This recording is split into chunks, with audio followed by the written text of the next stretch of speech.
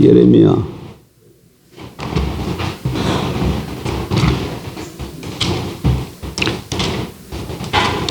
2장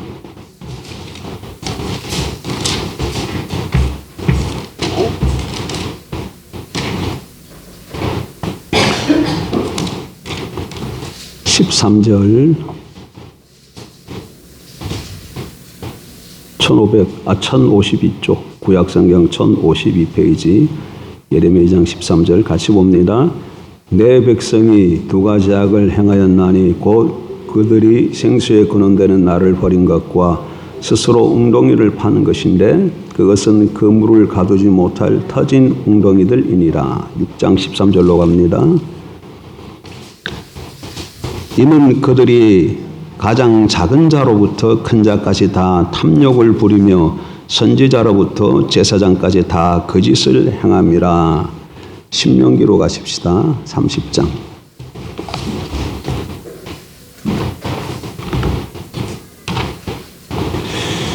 15절 신명기 30장 15절입니다. 보라, 내가 오늘 생명과 복과 사망과 화를 내 앞에 두었나니 곧 내가 오늘 내게 명령하여 내 하나님 여호와를 사랑하고 그 모든 길로 행하며 그의 명령과 규례와 법들을 지키라 하는 것이라. 그리하면 내가 생존하며 번성할 것이요 또 내 하나님 여호와께서 내가 가서 차지할 땅에서 내게 복을 주실 것임이니라. 그러나 내가 만일 마음을 돌이켜 듣지 아니하고 유혹을 받아 다른 신들에게 절하고 그를 섬기면 내가 오늘 너희에게 선언하노니 너희가 반드시 망할 것이라. 너희가 요단을 건너가서 차지할 땅에서 너희의 날이 길지 못할 것이니라. 내가 오늘 하늘과 땅을 불러 너희에게 증거를 삼노라. 내가 생명과 사망과 복과 저주를 내 앞에 두었은즉 너와 내 자손이 살기 위하여 생명을 택하고 내 하나님 여호와를 사랑하고 그의 말씀을 청종하며 또 그를 의지하라. 그는 내 생명이시요 내 장수이시니 여호와께서 내 조상 아브라함과 이삭과 야곱에게 주리라고 맹세하신 땅에 내가 거주하리라. 아멘.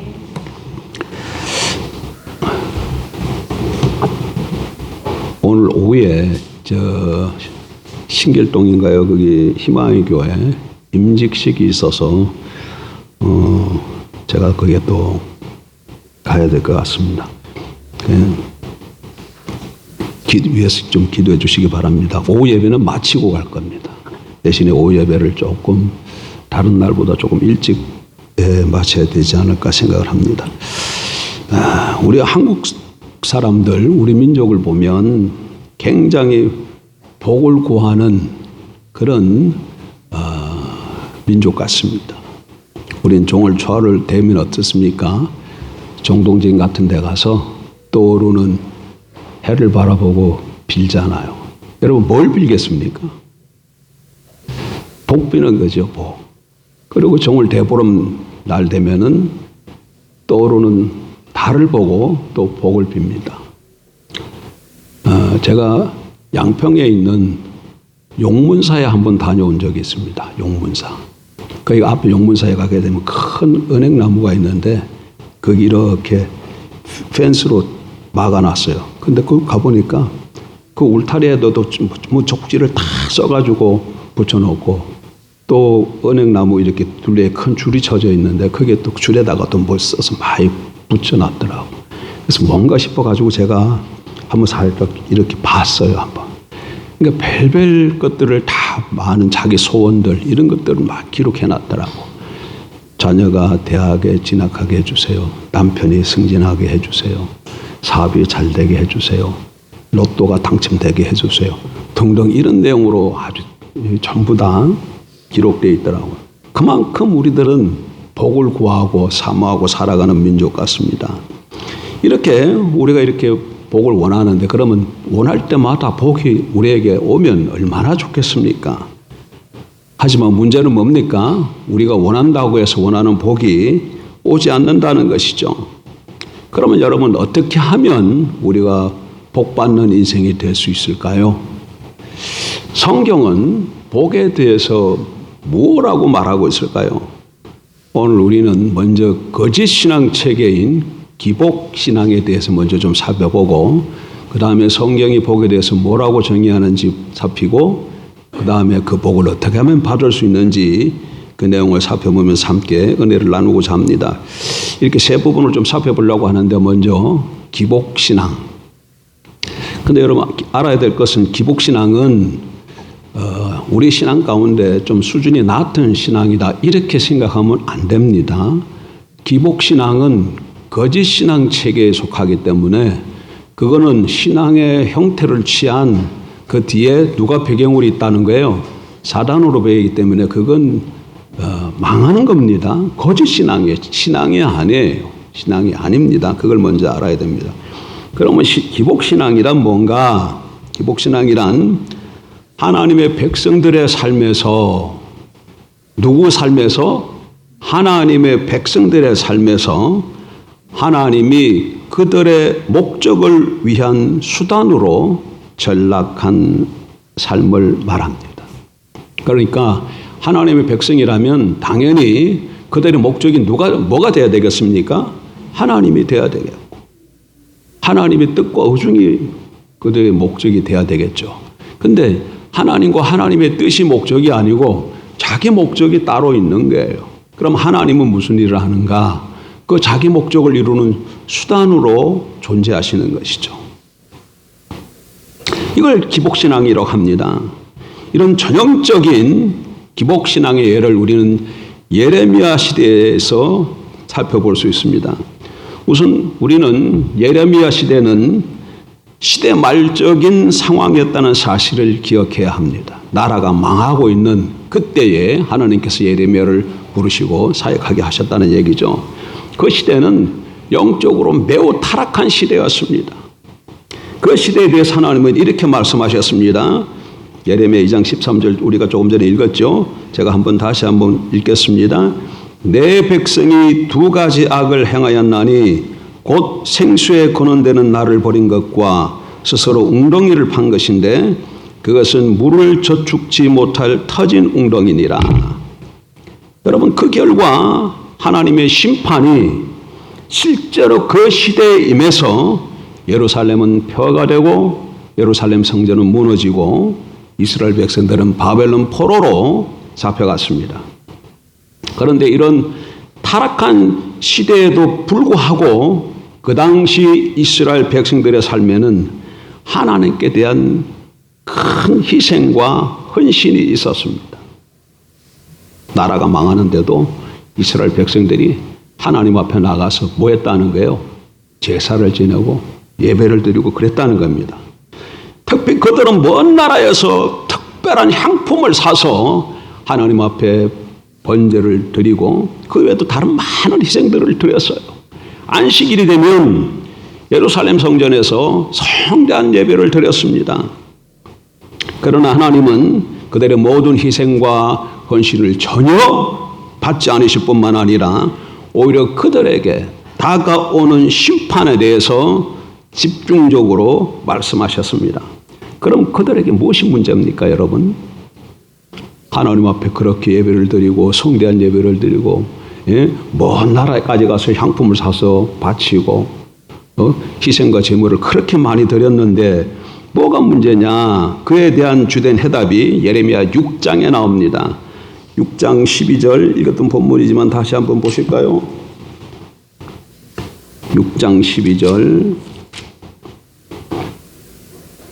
내가 그 땅 주민에게 내 손을 펼 것인즉 그들의 집과 밭과 아내가 타인의 소유로 이전되리라. 여호와의 말씀이니라. 이는 그들이 가장 작은 자로부터 큰 자까지 다 탐욕을 부리며 선지자로부터 제사장까지 다 거짓을 행함이라. 그들이 내 백성의 상처를 가볍게 여기면서 말하기를 평강하다 평강하다 하나 평강이 없도다. 그들이 가정한 일을 행할 때에 부끄러워하였느냐? 아니라 조금도 부끄러워하지 않을 뿐 아니라 얼굴도 붉어지지 않았느니라. 그러므로 그들이 엎드러지는 자와 함께 엎드러질 것이라. 내가 그들을 벌하려니 그때 그들이 거꾸러지리라. 여호와의 말씀이니라. 20절 시바에서 유황과 먼 곳에서 향품을 내게로 가져오면 어찌함이냐? 나는 그들의 번제를 받지 아니하며 그들의 희생 제물을 달게 여기지 않노라. 성경은 당시 이스라엘 백성들 속에 무엇이 가득했다고 말씀합니까? 12절에 13절에 이는 그들이 작은 자로부터 큰 자까지 다 무엇을 부리며 탐욕을 부리며 그 당시에 가장 작은 자로부터 큰 자까지 일반 백성에서부터 종교 지도자들까지 총체적으로 그랬다는 얘기입니다. 그들 속에 탐심이 가득했다 이 말입니다. 여러분 탐심이 가득했다는 말은 무슨 뜻이에요? 조금 풀어서 얘기하면 그들은 자기 목적을 위해서 살았다 그 얘기입니다. 그러면 이렇게 탐심이 가득했음에도 불구하고 그들이 하나님 앞에 먼 데 가서 향품을 쌓고 많은 희생과 헌신과 번제를 드렸다면 그것은 무슨 목적으로 드렸을까요? 뻔한 것이죠. 그들에게 많은 희생과 헌신이 있고 많은 종교적인 모양이 있었을지라도 그것은 결국 누구를 위해서 드린 거예요? 자기를 위해서 하나님 앞에 드린 겁니다. 자기 목적을 위해서 그들은 살았습니다. 그리고 하나님은 그들의 삶 속에서 수단에 불과한 것이죠. 하나님의 관점에서 봤을 때 그 당시 이스라엘 백성들은 하나님을 버렸으면서도 왜 그렇게 많은 희생을 드렸을까요? 그들은 자기들이 원하는 목적하는 바를 하나님께서 이루어 주시도록 그 많은 희생을 드렸습니다. 뭐 그것이 사업의 성공이었든지 아니면 자녀들을 위해 복을 내는 것이었든지 아니면 자기가 만난 어떤 문제의 해결이든지 또는 기도의 응답이든지 자기들이 목적하고 있는 바를 하나님께서 채워주시고 해결해 주시도록 하기 위해서 그런 많은 희생과 제사를 드렸던 것이죠. 하지만 우리 중심에서 하나님이 우리 목적을 위한 수단에 불과하면 우리가 아무리 희생과 헌신을 많이 드린다 할지라도 그것은 하나님을 사랑하는 것이 여러분 전혀 아닙니다. 재벌을 어떤 큰 대기업의 재벌의 아들이 있다고 한번 가정을 해보십시다. 근데 어떤 자매가 그 재벌과 어떻게 이렇게 만남을 가졌어요. 그리고는 그 재벌 아들하고 결혼하기 위해서 그 재벌 아들에게 뭐 물심양면으로 모든 것을 다 해줍니다. 섬겨줍니다. 심지어는 자기 집까지 팔아서 그 남자에게 좋은 선물도 사주며 잘해줍니다. 그런데 그 여자가 그렇게 하는 이유가 뭡니까?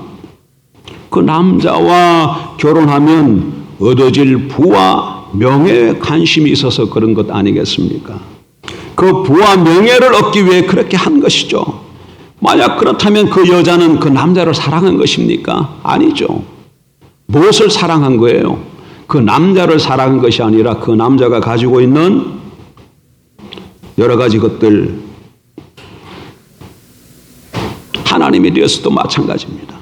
아무리 많은 헌신과 희생을 한다 할지라도 하나님 앞에 그런 것들을 드린다 할지라도 그런 목적을 가지고 하면은 하나님을 사랑하는 것이 아니죠.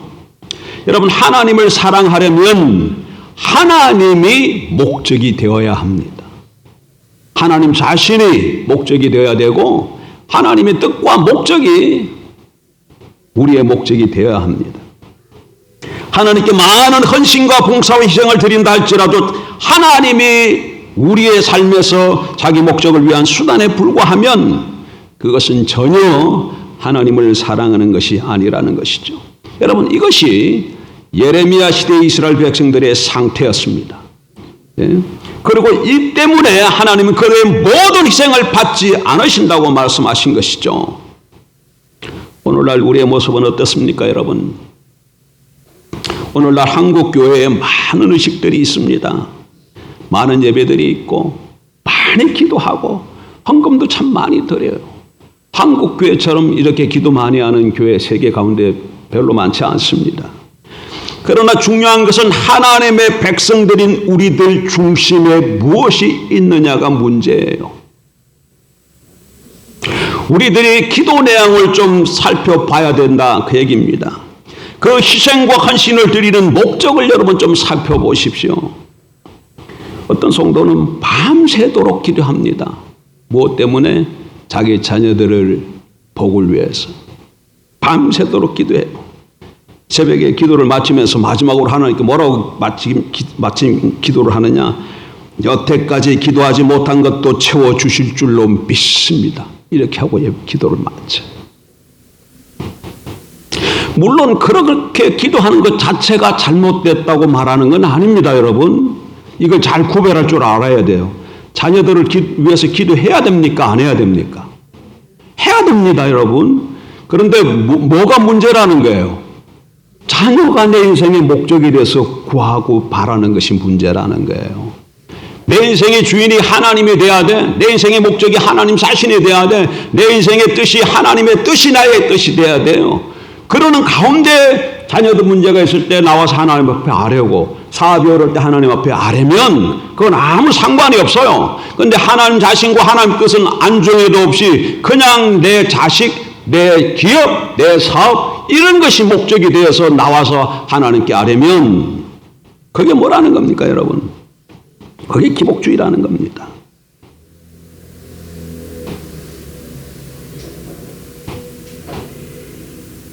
어떤 교회에서는 그 교회 나온 지 몇 년 안에 부자가 되지 않으면 신앙생활을 잘못한 것이다, 이렇게 가르치는 교회가 있다고 합니다. 그건 뭐죠? 우리 교회 나왔으면 신앙생활 몇 년 안에 다 뭐가 돼야 된다? 부자가 돼야 된다. 근데 부자가 되지 못하면 신앙생활을 잘못한 것이다, 이렇게 가르친다, 그런 것이죠. 그건 뭡니까? 그것은 결국 그들의 삶에서 신앙생활은 돈 많이 벌기 위한 수단에 불과한 것이죠. 여러분, 신앙생활 하나님 앞에서 나와서 철저하게 하나님 목적과 뜻을 갖고 철저하게 산다고 해서 내 사업이 날마다 잘 될 것이다, 그렇게 생각합니까? 예, 잘 될 수 있어요. 하나님이 함께 하시고 도우시고 응원하시면 나날이 번영하고 잘 될 수 있습니다. 안 된다는 얘기 아니에요. 그러나 때로는 또 안 될 수도 있어요. 하나님의 크신 뜻 가운데. 그러니까 돈벌이가, 그러니까 교회에 나오는 목적 자체가 내가 뭐 하는 일이 있는데 이 일이 잘 되도록 하기 위해서 교회에 나왔다, 하나님을 믿고 예수님을 섬긴다, 이것은 무당한테 가서 비는 것하고 뭐가 다른가요? 무당한테 가서 잡신을 한테 비는 것하고 뭐가 달라요? 다만 안 믿는 사람들은 잡신에게 그것을 빌고 믿는 사람들은 그것을 하면 누구한테 비는 거예요? 하나님께 비는 거예요. 이 차이점만 있고 그 속은 똑같아요. 똑같아요.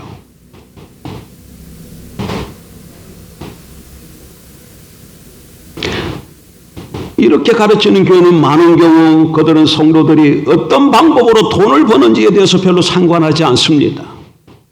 뭐 성도들이 투기를 하든지 요관을 하든지 뭐 술집을 하든지 아무 상관하지 않아요. 그저 돈만 많이 벌면 된다, 이거죠. 얼마나 타락한 기복신앙인지 모릅니다.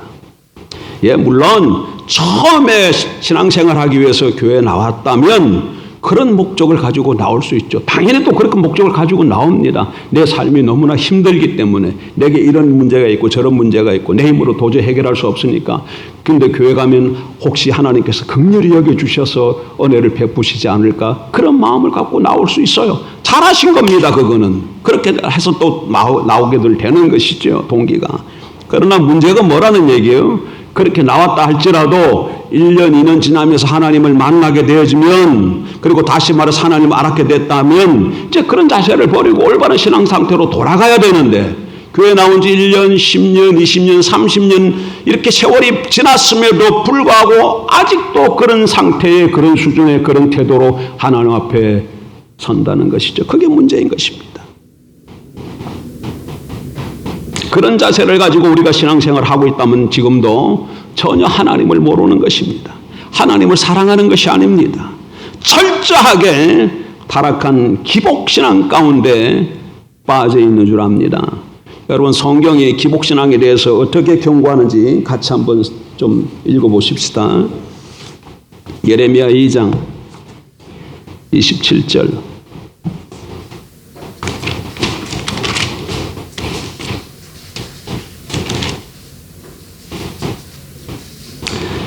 그들이 나무를 향하여 너는 나의 아버지라 하며 돌을 향하여 너는 나를 낳았다 하고 그들의 등을 내게로 돌리고 그들의 얼굴을 내게로 향하지 아니하다가, 그러니까 그들이 계속 뭐 했다는 거예요? 우상을 섬겼다는 것이죠. 그들이 환난을 당할 때에는 이르기를 일어나 우리를 구원하소서 하리라. 예레미야 11장 11절로 갑니다. 11장 11절 14절. 그러나 나 여호와가 이와 같이 말하노라. 보라, 내가 재앙을 그들에게 내리리니 그들이 피할 수 없을 것이라. 그들이 내게 부르짖을지라도 내가 듣지 아니할 것인즉, 그러므로 너는 이 백성을 위하여 기도하지 말라. 그들을 위하여 부르짖거나 구하지 말라. 그들이 그 고난으로 말미암아 내게 부르짖을 때에 내가 그들에게서 듣지 아니하리라. 예레미야 14장 12절. 그들이 금식할지라도 내가 그 부르짖음을 듣지 않겠고 번제와 소제를 드릴지라도 내가 그것을 받지 아니할 뿐 아니라 칼과 기근과 천년병으로 내가 그들을 멸하리라. 여러분, 얼마나 두려운 말씀입니까? 자기들의 목적을 위해 도움을 얻으려고 하나님께 많은 희생과 헌신을 드렸을지 모르지만 보통 때는 신앙의 본질을 떠나 자기 임의대로 살다가 어려움을 당하면 하나님께 도와달라고 나오더라도 하나님께서 그 기도를 어떻게 하신다는 거예요? 듣지 않겠다고 말씀하고 계십니다. 여러분, 기복신앙은 우리 삶에서 하나님을 우리 목적을 위한 수단으로 삼는 신앙입니다. 그 중심에는 항상 탐심이 있어요. 탐심이 있어요. 대한민국 기독교인들 신앙 가운데 가장 우리가 경계해야 될 것이 율법주의인데, 이 율법주의 못지않게 기복신앙이 교회 안에 들어와서 뿌리를 아주 내리고 있습니다. 기복신앙은 돌이켜야 됩니다. 여러분, 내가 기복주의에 빠져 있으면, 기복신앙을 갖고 있으면 반드시 내 다음으로는 뭘로 같이 동행하는 줄 압니까? 율법주의로 같이 나가게끔 되어 있어요. 율법주의로. 이게 같이 갑니다. 기복신앙과 율법주의가. 그래서 오늘 우리 모습들을 좀 살펴보고 내 안에 그런 기복적인 그런 요소가 있으면 돌이켜야죠. 기복신앙으로는 참 하나님의 복을 받을 수가 없습니다. 그러면 어떻게 해야 하나님의 복을 받을 수 있을까요? 첫째, 기복신앙에서 돌이켜야 되고, 그 다음에 성경이 뭐라고 말하는지, 성경이 복을 어떻게 말하는지 그 복을 보고 그 복을 추구해야 하나님께서 우리에게 복이, 우리가 원하는 그런 복이 우리에게 임할 줄 믿습니다. 자, 오늘은 여기까지입니다. 오늘은 기복신앙만 잘 정의하고 일단 그것이 무엇인가를 그 정의를 가지고 우리 자신들을 좀 한번 살펴보세요. 기복신앙이란 뭐라고요? 하나님이 목적이 아니고 나의 인생의 목적을 가지고 하나님을 뭘로 삼는 거? 수단과 방법으로 삼는 삶. 이게 기복신앙, 기복주예요. 예. 잘 구별해야 됩니다. 이게 구별 안 되면 여러분 뭘 못해요? 기도할 수가 없게 되죠. 이 기복신앙에 대해서 정의를 잘 못 내리면 모두 자주 하나 앞에 나가서 구하는 것마다 이게 내가 지금 기복적으로 하는 거 아니야? 이렇게 되어져서 기도를 못 하게 돼. 내 사업을 위해서 기도할 수 있어요? 없어요? 있습니다. 자녀를 위해서 기도할 수 있어요? 없어요? 있습니다. 또 남편의 승진을 위해서 기도할 수 있어요? 없어요? 있습니다. 그럼 뭐가 문제라는 거예요? 이것이 목적이 됐을 때가 문제가 된다는 거야. 뭐가 상관없이, 하나님과 상관없이. 다만 하나님은 그것을 못하는 분으로 삼는 거예요. 수단, 이루어주는, 그 나의 목적을 이루어주는 분으로 여길 때 그것이 기복신앙이에요. 그러니까 이런 사람들의 신앙은 그 동화, 아라비안 나이트에 나오는 그 뭐죠? 지니, 이게 그 램프를 슬슬 만지면 펑 하고 지니가 나오면, 그리고 지니한테 얘기를 하면 지니가 다 들어주잖아요. 지니가 보게 되면 거인이고 신과 같은 존재야. 신과 같은 존재. 근데 그 지니가 누구를 위해, 그 사람이 지니를 섬겨요? 지니가 사람을 섬겨요? 지니가 사람을 섬겨요. 지니가 사람을 섬겨요. 그렇게 된 것을 기복신앙이라 그런다니요. 지니를 하나님으로만 바꿔놓으면 돼. 하나님을 그렇게 섬기고 알고 하면 안 된다는 것이죠. 예, 하나님이 우리의 주가 되셔야 되고 하나님의 뜻이 우리의 뜻이 되어야 될 줄 믿습니다. 그리고 하나님을 목적으로 삼고 살아가면 여러분에게 무슨 문제가 있든지 간에 하나님이 알아서 선한 길로 인도해 주십니다. 예, 바른 신앙 가운데, 바른 복 가운데 서서 살아가는 저와 여러분 되길 주 이름으로 축복합니다. 기도하십시다.